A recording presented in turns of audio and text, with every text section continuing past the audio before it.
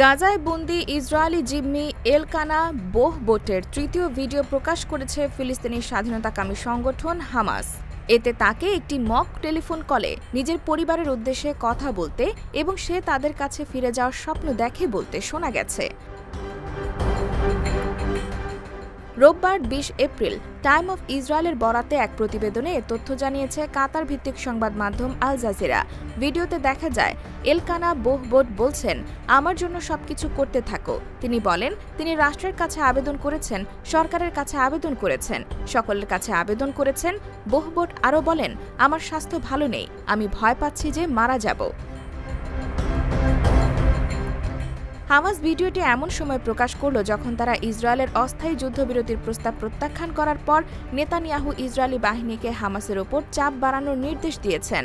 Hamas বলেছে, গাজায় যুদ্ধ বন্ধের বিনিময়ে তারা অবশিষ্ট বন্দীদের একবারে মুক্তি দিতে ইচ্ছুক।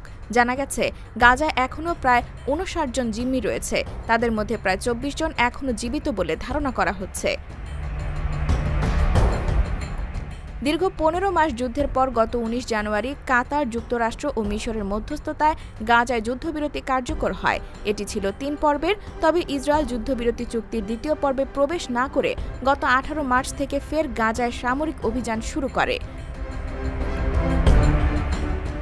IBTV USA, new York.